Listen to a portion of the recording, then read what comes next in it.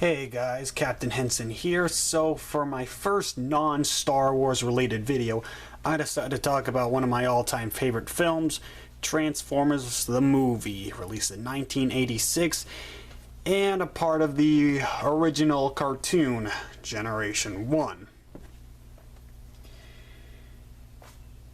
So, out of all the non-Star Wars related topics, why am I starting with a film that's a continuation of a TV series that I haven't talked about yet? Well, a bit of a backstory. I watched this film when I was in elementary school. I'd want to say kindergarten. I hadn't seen the original cartoon, but I had seen other Transformers cartoons, such as Armada, Energon. At that point, I don't think the Bay film had even come out, or maybe it had. Either way, my knowledge for Transformers was next to nothing. So, this meant that, unlike a lot of other kids who probably had seen the original cartoon, especially the kids who watched this film back in the 80s, I viewed this film as a standalone piece.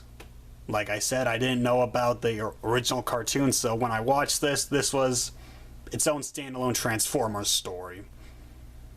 I knew even then that there were different continuities for the franchise, so I was able to watch this in a bubble.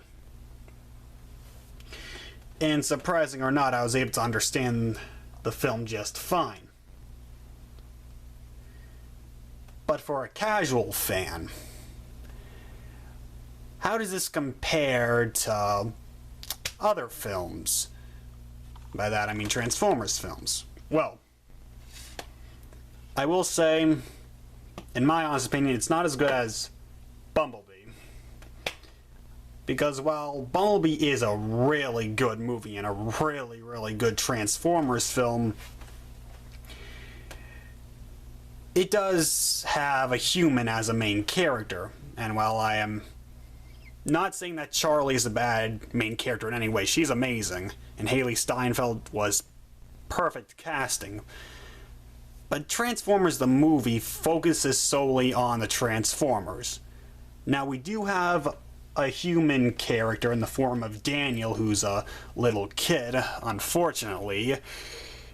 But for the most part, the plot is about the Transformers. The main character, Hot Rod, who you see here, is a Transformer. And speaking of other live-action films, this should go without saying, but it is indeed better than the Bay films. Not saying much, I know, but it's still interesting nonetheless. Because the main issue with those films was focused way too much on the human characters, not enough on the Transformers. They felt like secondary characters in their own film.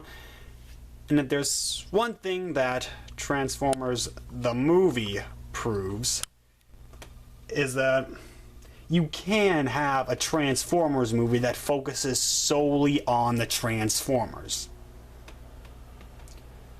Now, granted, for a casual audience, you should have an introduction because, as I said, this was a continuation of the original cartoon. Specifically, it was made after the first 2 seasons. So, of course, you have a ton of characters, and if you hadn't watched the cartoon, dropping into this film, yeah, you would be very confused. As a kid, I wasn't confused. I was able to follow the film just fine, but for adults, yeah, it's good to at least go into this film with some knowledge if you don't want to watch the original cartoon. But then that goes into my next point, is that this film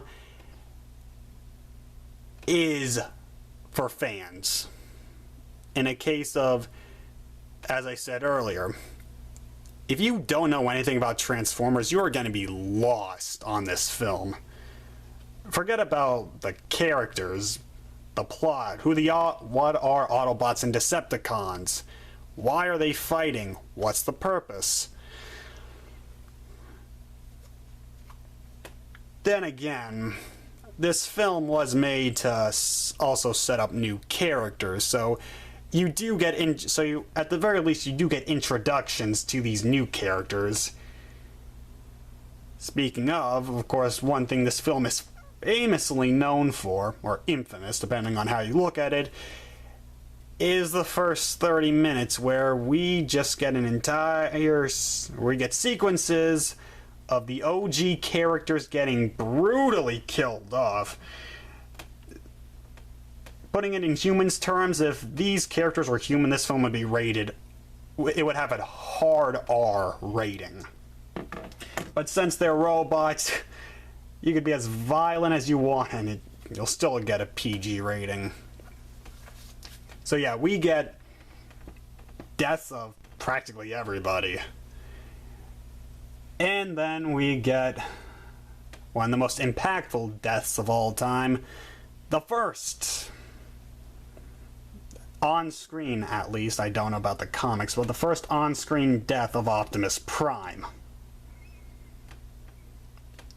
As a kid, since my knowledge was very limited, the death of Optimus didn't affect me too much, but it was still a huge moment because, there he was, the face of the franchise practically dying on a table, for God's sakes. And his final battle with Megatron, peak cinema. Oh God, it was so good. And the dialogue too. One shall stand, one shall fall. Why throw away your life so recklessly? That's a question you should be asking yourself. This film's just quotable, by the way, but their final battle is brutal. By the end of it, they're all beat up, scratches, parts of their bodies torn apart. It's great. And Megatron wins. Because while Optimus dies, Megatron survives. But still, both are beaten to a bloody pulp, putting it in human terms. But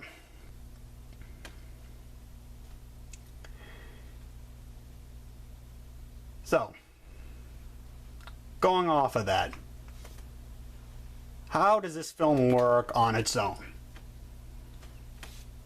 First up, animation. It's a huge step up from the cartoon. The models are highly detailed, there's very few animation errors as far as I'm aware. Everything is detailed, the backgrounds are gorgeous, character animation, fluid. And yeah, despite this film having a pretty low budget, oh God, they used all the money they could to make this film as gorgeous as humanly possible, and it just reminds you of a time where we did get hand-drawn animation, and I'm not bashing CG here, but there's just something about hand-drawn animation that even like 2D animation made on computers just can't compare to. But that's the time we live in now. Voice acting. So the voice actors who come back from the show, which is pretty much everybody, all do a great job. Peter Cullen as Optimus, Frank Welker as Megatron, and everybody else do a great job. Especially in the case of Cullen and Welker, who, like I said, the final battle between Optimus and Megatron is amazing. And those two should have gotten Oscars or awards of some kind. But then we have the more well-known actors, the B and C listers. We have the likes of Leonard Nimoy as Galvatron, who does a really good job. We have the likes of Eric Idle as Wreck-Gar, who is entertaining, but he doesn't leave much of an impression. And then we have probably the most well-known actor to come into this, Orson Welles as Unicron. Unicron in this film is just amazing. And I really, really hope we get to see him in the new live-action universe, but Orson Welles' performance is amazing. His voice just demands instant respect, and Unicron in this film can just put the fear of God in you. He's that great. And I would say this was a pretty good final role for Welles. He got to play the main antagonist of the film, who would later go on to become a huge part of the rest of the franchise. But, well, from what I understand he didn't really understand anything. He did die like 6 weeks after doing the voice work for this, and they had to digitally or whatever, they had to alter his voice a bit because he wasn't speaking loudly at all. But whatever they did, it worked, and we got one of the best performances, I think, in any Transformers work. So now the story. Well, the story, there's not much to it. As I stated earlier, starts off with the deaths of pretty much the entire OG cast, makes way for the new toy line. Afterwards, it's up to the new characters that we are introduced to defeat this planet-eating entity known as Unicron, who's on its way to Cybertron. And that's the film. The Autobots and Decepticons go through the movie, meeting new characters, changing a bit. Hot Rod, the main character mentioned before, goes through a hero's journey, finally ending the film off by becoming the next leader of the Autobots, which I think works. I liked Hot Rod as a character. I know a lot of people don't, just because of his hand in the death of Optimus, but his character works. And of course, at the end, Unicron is defeated and sets up for what we see in seasons 3 and 4 of the cartoon. So wrapping up here, again, I really hope they remake this film, or at least elements of it, for the new film universe. And maybe not remake, or you don't even have to remake it, just I would want for them to set up Unicron throughout the B-verse, let's just call it. Really start setting it up.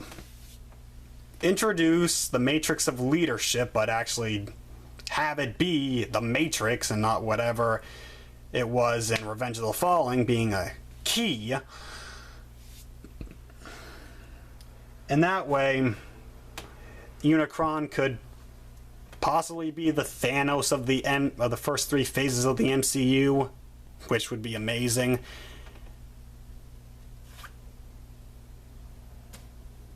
And something I almost forgot to say is that this is one,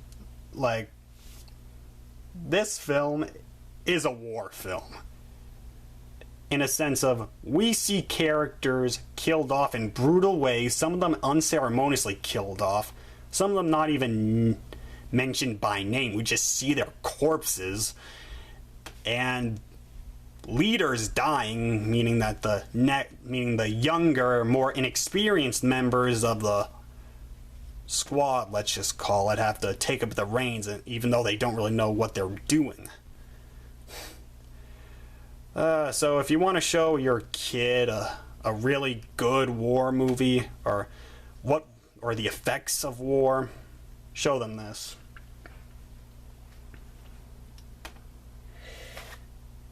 So, here's the final point I want to make. This film didn't do well. And it shouldn't take a genius to know why. This film wasn't made for the casual audience, it was made for the fans.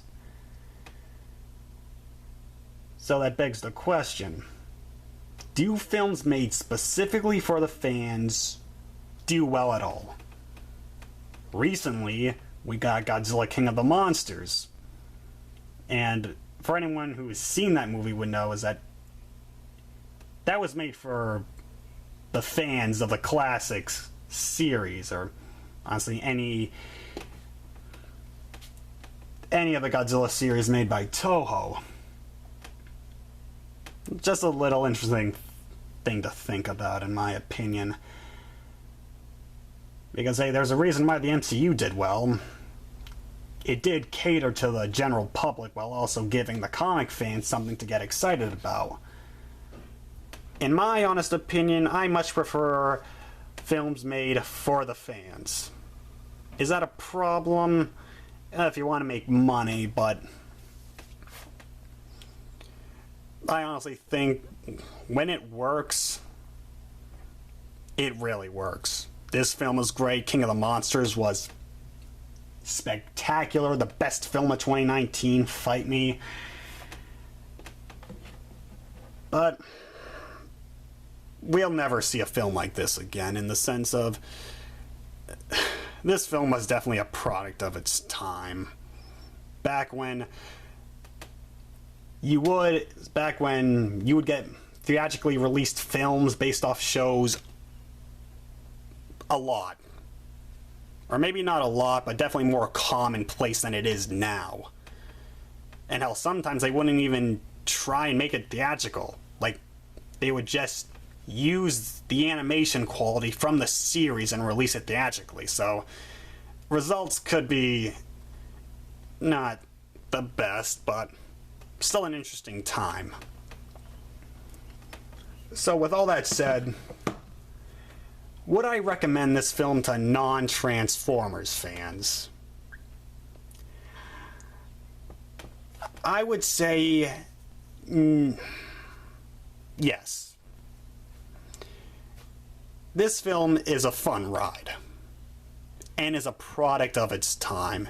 The 80s soundtrack blasting throughout is great. The classic anime styled animation is great. The voice acting, great.